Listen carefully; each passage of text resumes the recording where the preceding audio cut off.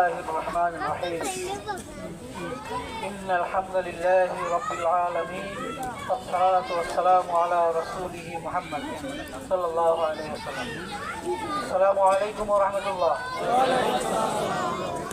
কেমন আছেন সবাই?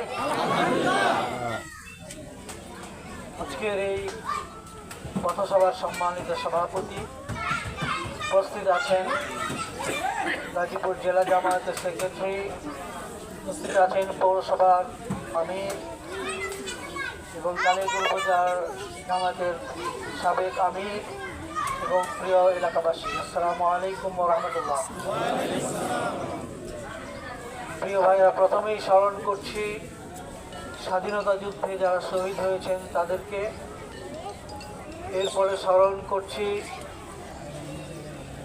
বিগত 15 বছরের সময়ে ইসলামপন্থী যে সমস্ত ভাইরা শহীদ হয়েছিলেন হেফাজতে ইসলাম থেকে সমস্ত ইসলামী দলগুলোর, সেই শহীদদেরকে স্মরণ করছি জামায়াতে ইসলামের শীর্ষ নেতৃবৃন্দকে, যাদেরকে বিচারের নামে খুন করা হয়েছিল তাদেরকে।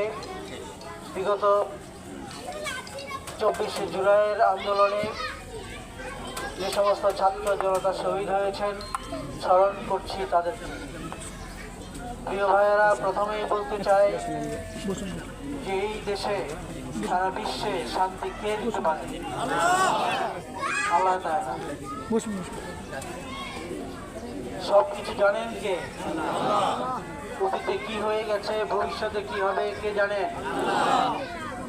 মানুষের প্রকৃতি কেমন, প্রত্যেকটা মানুষ কিভাবে চলবে, তার প্রকৃতি কেমন, কোথায় কি আছে কে জানে? ভবিষ্যতে কি হবে কে জানে? উপরে কি আছে কে জানে? মাটির নিচে আছে কি আছে কে জানে? তাহলে এই আল্লাহর পক্ষেই মানুষের জন্য একটি জীবন বিধান দেওয়া সম্ভব। মানুষের পক্ষে কোনো জীবন বিধান দেওয়া কি সম্ভব? যে মানুষ জানে না তার সামনে কি আছে, তার পিছনে কি আছে, তার ডাইনে কি আছে, তার বাঁয়ে কি আছে, ভবিষ্যতে কি হবে, অতীতে কি হয়ে গেছে, এরকম কোনো মানুষের পক্ষে কি কোনো বিধান দেওয়া সম্ভব? এই মানুষের বিগত সময়ে আমরা দেখেছি, বিগত 54 বছরে শুধু নয়, বিশ্ব মানবতার ইতিহাসে এইভাবে মানুষ নিজেরা বিধান দিয়ে চেষ্টা করেছে মানুষের মধ্যে শান্তি দেওয়ার জন্য। আমি শুধুমাত্র বিগত 15 বছরের সেই হিসাবটা একটু রাখতে চাই সামনে। বিগত 15 বছরে যে ফ্যাসিস্ট শাসনে আমরা দেখেছি সমস্যার নামে কিভাবে সমস্যার স্তূপ তৈরি করা হয়েছিল, কিভাবে মানুষকে গুম করা হয়েছিল, কিভাবে মানুষকে খুন করা হয়েছিল,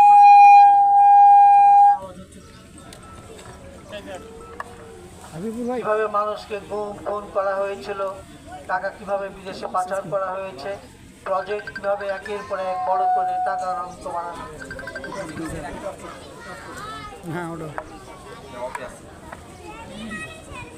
মানুষের ঘরে কোটি কোটি টাকা পাওয়া গেছে, আয়না ঘরের মতো ঘর পাওয়া গেছে।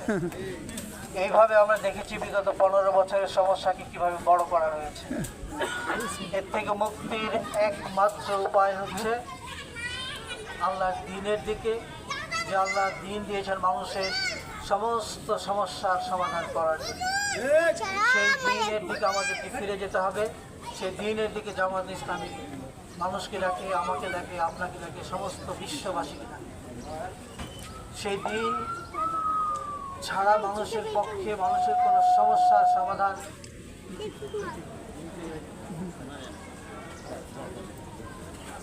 আপনারা কি শুনতে পাচ্ছেন? জি,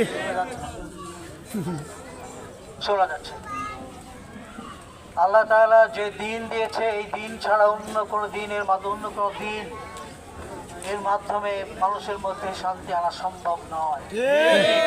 আল্লাহ এই জন্যই বলেছেন যে তারা তো তোমাদের দিনকে এক ফুৎকারে নিভিয়ে দিতে চায়।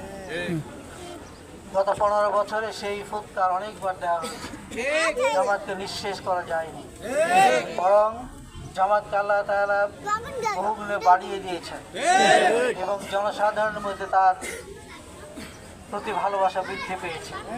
তার নজির আমরা দেখতে পাই ডাকসু, জাকসু চাকসু রাকসু নির্বাচনে এই ছোট্ট ছোট ছেলেপেলেরা ছাত্ররা কিভাবে নজির স্থাপন করেছে, এখান থেকে আমরা স্পষ্ট ইসলামের বিজয়ের পদধ্বনি দেখতে পাচ্ছি।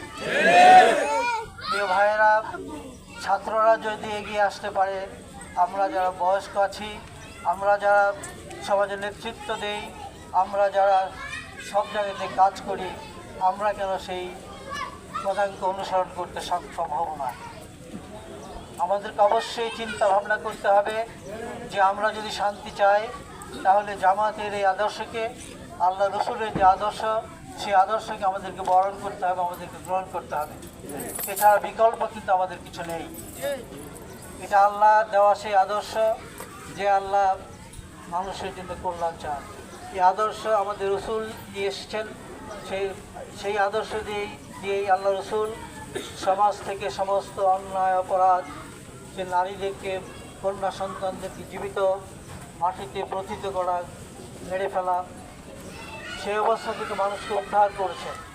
আইমে জাহিলিয়াতের সেই যে অবস্থা ছিল, সেই অবস্থা থেকে মানুষকে উদ্ধার করেছে। আমরা সেই দিনের কথা বলি, আমরা সেই জীবন ব্যবস্থার কথা বলি। আমরা যদি সেই শান্তি চাই, তাহলে সেই জীবন ব্যবস্থাকে আমাদেরকে সামগ্রিকভাবে গ্রহণ করতে হবে। প্রিয় ভাইরা, সময় আমাদের হাতে নাই, এক দুই মিনিটের মধ্যে আজান পড়ে যাবে। আপনাদের ভোটাধিকার রয়েছে, যে পবিত্র আমানত। সেই ভোটাধিকার প্রয়োগ করতে গিয়ে আমি বলবো দুটি বিষয়ের দিকে আপনারা খেয়াল রাখবেন। একটি হচ্ছে যোগ্যতা এবং সততা।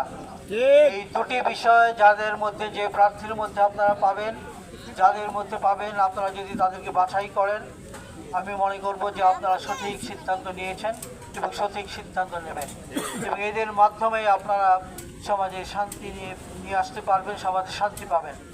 প্রিয় ভাইয়েরা,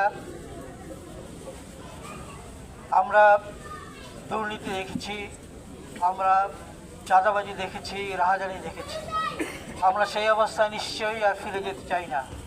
যদি আপনারা এই অবস্থা থেকে ফিরতে চান, মানুষের সঠিক সমস্যার সঠিক সমাধান চান, তাহলে অবশ্যই আপনাদেরকে এই দুটি বিষয়কে সামনে রেখে আপনাদের ভোটাধিকারকে আপনারা প্রয়োগ করবেন।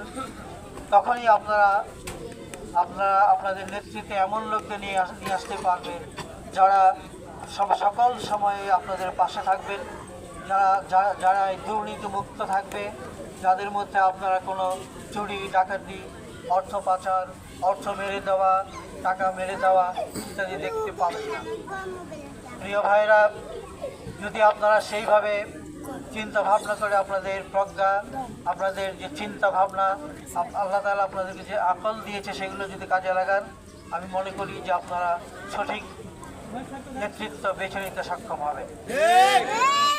প্রিয় ভাইয়েরা, আমি আর সময় নেব না, আজানে 1 মিনিটের মধ্যে দিয়ে দেবে।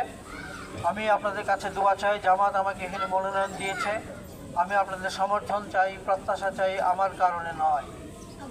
আমি নিজের থেকে দাঁড়াইনি, জামাত তাকে এখানে মনোনয়ন দিয়েছে। আল্লাহর সন্তুষ্টির জন্য জামাত ইসলামের জন্য কাজ করে, ইসলামকে বিজয়ের জন্য কাজ করে। আল্লাহ সন্তুষ্টির জন্য আল্লাহ তাআলার সন্তুষ্টির জন্যই জামাত আমাকে মনোনয়ন দিয়েছে। আমিও আল্লাহ সন্তুষ্টির জন্যই এই মনোনয়নকে গ্রহণ করে নিয়েছি। আমি কখনোই এরকম কোনো চিন্তাভাবনা আমার ছিল না যে চাকরি 35 বছরের মতো চাকরি করে আমার যে মানসিকতা ছিল, আমি কখনোই চিন্তা করি নাই যে আমি এই নির্বাচনের ফিল্ডে আসবো। আমাকে মনোনয়ন দেওয়া হয়েছে, আমি আনুগত্য করেছি। সেই আনুগত্যটা আল্লাহর সন্তুষ্টির জন্য। আমি যদি নির্বাচিত হই, আল্লাহর সন্তুষ্টির জন্যই আমি আমার সেই দায়িত্ব পালন করব। এবং আমি মনে করি নির্বাচিত হওয়ার পরে যে বিরাট আমানত আমার উপর অর্পিত হবে, যদি আল্লাহ সেই সফলতা দেন, সেই আমানত বিরাট একটি আমানত। সেই আমানতকে আমি আমার পবিত্র দায়িত্ব হিসেবে মনে করব, যা আমি পালন করতে যাতে সক্ষম হই। আপনাদের কাছে সেই লক্ষ্যে দোয়া চাই, আপনাদের জন্য আমি দোয়া করি, আপনারা আমার জন্য দোয়া করবেন। আল্লাহ যেন আমার সেটা সুস্থ রাখি নির্বাচন পর্যন্ত, এবং আমি যেন সমস্ত কিছু দিয়ে